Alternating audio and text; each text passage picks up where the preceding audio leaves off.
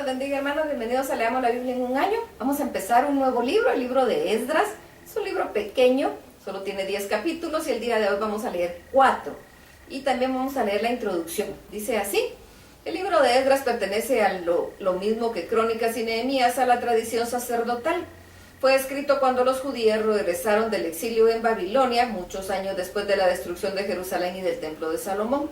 El libro se divide en dos partes claramente marcadas, los capítulos del 1 al 6 y del 7 al 10.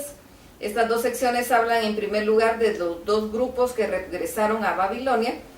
El primero se encargó de reconstruir el templo de Jerusalén y el segundo se preocupó más por la reconstrucción de la comunidad que había regresado del exilio. Esto último se llevó a cabo bajo la dirección de Esdras. Este líder lo señaló a la comunidad la importancia de obedecer las enseñanzas de Dios y de vivir según su palabra. Por eso el pueblo de Dios evitó las alianzas matrimoniales con otros pueblos. Bien, veamos lo que nos dice la palabra, Esdras capítulo 1. En el primer año del gobierno de Ciro, rey de Persia, este rey dio la siguiente orden a todos los habitantes de su reino. El rey de los cielos, que es dueño de todo, me hizo rey de las naciones y me encargó que le construya un templo en la ciudad de Jerusalén, que está en la región de Judá. Por tanto, todos los que sean de Judá y quieren reconstruir el templo tienen mi permiso para ir a Jerusalén. El Dios de Israel vive ahí y los ayudará. Todos los que decidan ir a Jerusalén para trabajar en la reconstrucción recibirán de sus vecinos ayuda en dinero, mercaderías y ganado. También recibirán donaciones para el templo de Dios. Ciro, rey de Persia. Con esa orden se cumplió la promesa que Dios había hecho por medio del profeta Jeremías. Cuando los jefes de las tribus de Judá y de Benjamín se enteraron de esta orden, sintieron que Dios les pedía que fueran a Jerusalén para reconstruir su templo. Lo mismo sintieron los sacerdotes, sus ayudantes y muchos otros judíos. Todos los vecinos les dieron recipientes de oro y plata, mercadería, ganado y otros objetos valiosos, además de muchas donaciones. Por su parte, el rey Ciro le ordenó al tesorero Mitrídates que le devolviera a los judíos los utensilios del templo de Dios.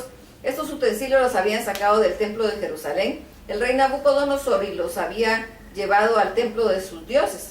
Mitrídates se aseguró de entregarle todos los utensilios a Sasbazar, gobernador de Judá. Los utensilios entregados fueron 30 tazones de oro, 1000 tazones de plata, 29 cuchillos, 30 tazas de oro, 410 tazas de plata de un mismo juego y una gran cantidad de otros utensilios. En total el tesorero entregó 5.400 utensilios de oro y plata. Todo esto se lo llevó Sesbazar a Jerusalén cuando regresó con los judíos que muchos años atrás habían sido llevados a Babilonia.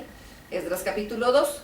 El rey Nabucodonosor se había llevado cautivos a Babilonia a muchos de los judíos. Los que volvieron de allá fueron hijos de esos cautivos. Varios líderes regresaron a Jerusalén, a las ciudades de Judá y bajo el mando de Zorobabel. Esta es la lista de los líderes que regresaron: Josué, Nehemías, Seraías, Reelaías, Mardoqueo, Bilsán, Mispar, Bigvai, Rehum y Baana.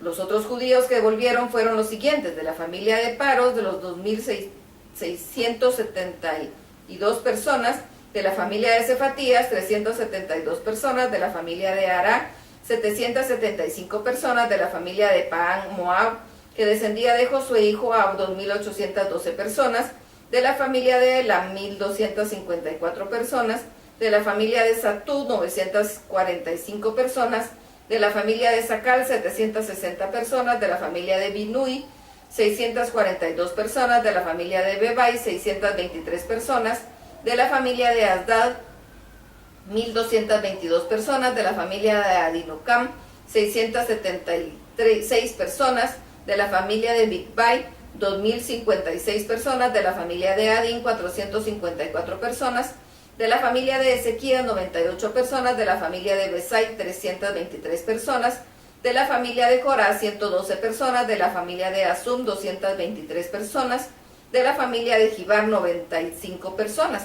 También volvieron algunas de las familias que habían vivido en las siguientes ciudades y pueblos: de Belén, 123 personas; de Neftoa, 56 personas; de Anatot, 125 personas; de Bet Asemet, 42 personas; de Kiriat Jearim, Kefira y Beerot, 743 personas; de Ramá y Geba, 621 personas; de Micmas, 122 personas; de Betel y Ai 223 personas, de Nebo 52 personas, de Magbis 156 personas, de Elam 1254 personas, de Arim 320 personas, de Lod, Hadid y Ono 725 personas, de Jericó 345 personas, de Senaá 306.030 personas. También volvieron las siguientes familias sacerdotales: de la familia de Jedaías, que descendía de Josué, 973 personas; de la familia de Imer, 1052 personas; de la familia de Pashur, 1247 personas; de la familia de Arim, 1017 personas. Las familias de la tribu de Leví que volvieron eran las siguientes: de la tribu de Josué y de Cadmiel, que descendían de Odavía, 74 personas; de las familias de los cantores que descendían de Asaf, 128 personas; de las familias de Ater, Talmón, Acub, Atira, Sobai, Salum, que eran los guardianes de entrada del templo, 139 personas. De los sirvientes del templo volvieron las familias que descendían de Sia, Azufa, Taharot, Queros, Siana, Padón, Levana, Agaba, Acub, Agab, Salmai, Anán, Gidel, Gaar, Reaía, Resín, Necoda, Gazam, Usa, Pasea, Besai, Asna, Meunim, Nefusim, Macbuk, Akufa, Arbuk, Aslut, Mería, Arsa, Baros, Sísara, Tema, Nesía y Atifa. Las familias de los sirvientes de Salomón que volvieron fueron los descendientes de Sotai, Sofeter, Peruda, Jaala, Darcón, Gidel, Cefatía, Sadil, Poquet, Asebaim y Amón. Estos son los sirvientes del templo y de Salomón que volvieron, fueron en total 392. Desde los pueblos de Telmai, Tel, Baarza, Querub, Imer y Adón llegaron algunas familias que descendían de Bahías, Tobías y Necoda. Eran un total de 652 personas, pero no pudieron comprobar que eran judíos. De las familias sacerdotales llegaron Odbadías, Cos y Barzilai. Este último se llamaba así porque se había casado con una de las hijas de Barzilai de Galaad y se había puesto el nombre de su suegro. Ellos buscaron los nombres en el registro de las familias, pero no estaban, así que no pudieron comprobar que eran judíos, por lo que no les permitieron ser sacerdotes.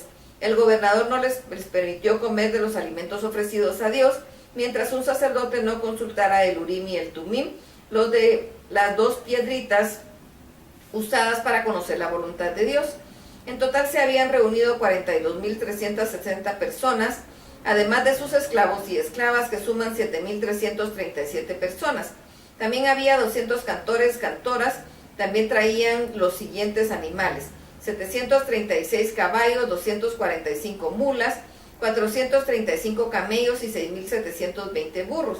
Algunos jefes de familia llevaron a Jerusalén donaciones para reconstruir el templo de Dios. En total entregaron 488 kilos de oro, 2.750 kilos de plata y 100 túnicas sacerdotales, que fue cuanto pudieron dar.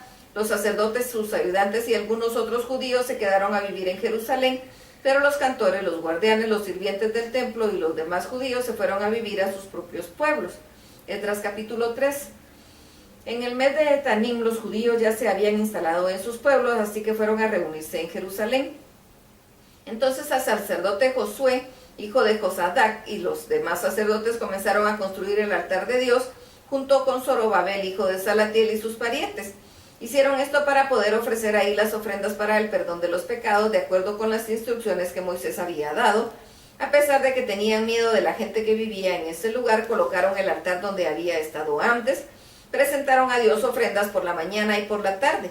También celebraron la fiesta de las enramadas de acuerdo con lo que ordenaba la ley, y ofrecieron diariamente la cantidad de ofrendas que correspondía. También ofrecieron las ofrendas acostumbradas en la fiesta de la luna nueva y en todas las fiestas dedicadas a Dios. Además daban a Dios ofrendas voluntarias, aunque todavía no habían empezado la reconstrucción del templo. Desde el primer día del mes de Etanim comenzaron a presentar a Dios ofrendas para perdón de pecados.